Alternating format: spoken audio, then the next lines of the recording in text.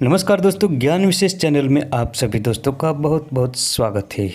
हमारा देश भारतवर्ष अनेक विविध जड़ी बूटियों से भरा हुआ है। भारतवर्ष में अनेक प्रकार की चमत्कारिक और दुर्लभ जड़ी बूटियाँ पाई जाती है, जिसकी ज़्यादातर लोगों को पहचान नहीं होती या इसके गुणों को नहीं जानते। दोस्तों, आज की जानकारी बेहद महत्वपूर्ण है क्योंकि आज हम बात करेंगे सारीवा की।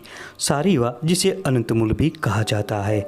हिंदी में इसे सारीवा, अनंतमूल, कपूरी, खालसा जैसे नामों से जाना जाता है। फॉल्स सार्सपरिला और इंडियन सार्सपरिला इसका अंग्रेजी नाम है और हेमिडेन्समस इंडिकस इसका वैज्ञानिक नाम है।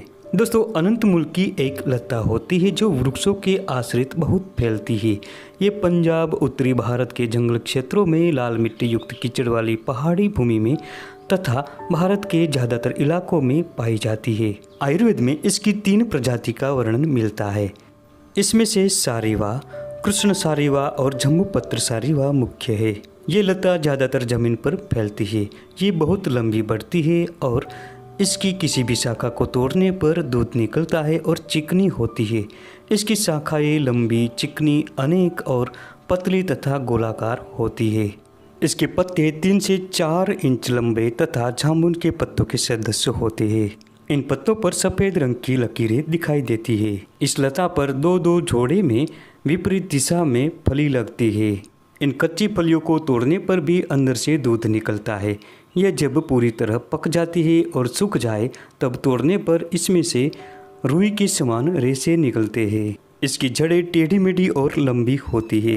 दोस्तों, इस अनंतमूल के पत्तों को पीसकर दांतों के नीचे दबाने से ही दंत रोग नष्ट हो जाते हैं। जिन महिलाओं के छोटे बच्चे बीमार और कमज़ोर हो उन्हें इस सारीवा के मूल का सेवन अवश्य कराना चाहिए। दोस्तों, इस अनंतमूल को बायोडीन के साथ रोजाना देते रहने से मृत्यु के मुख में हुए बच्चे भी नया जीवन पा जाते हैं। छोटे बच्चों के लिए तो ये अमृत के समान गुणकारी है।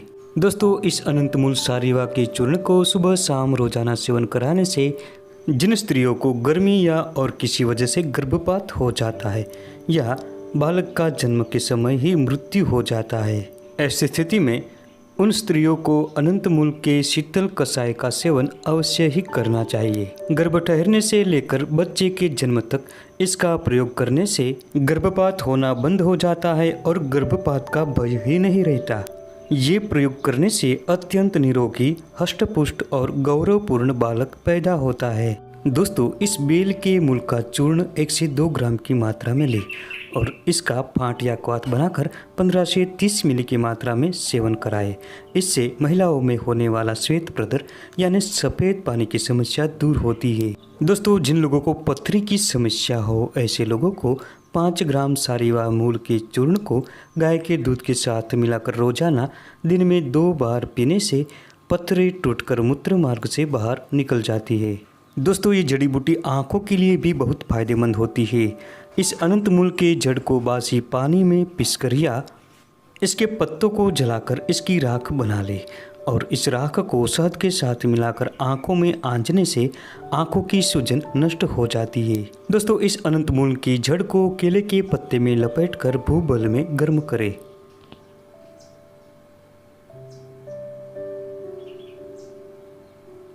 जब केले का पत्ता जल जाए तो जड़ को निकालकर भुने हुए जीरे और शक्कर के साथ मिलाकर पीसकर गाय का घी मिलाकर सुबह शाम रोजाना सेवन करें।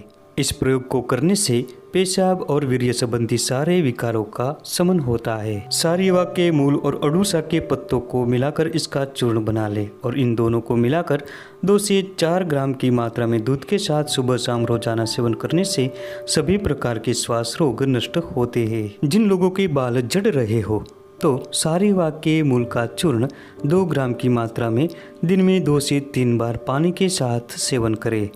इससे बालों का झड़ना जल्दी ही बंद हो जाता है। दोस्तों, सारीवा की जड़ का चूर्ण 3 ग्राम की मात्रा में शहद के साथ मिलाकर दिन में 3 बार सेवन करें।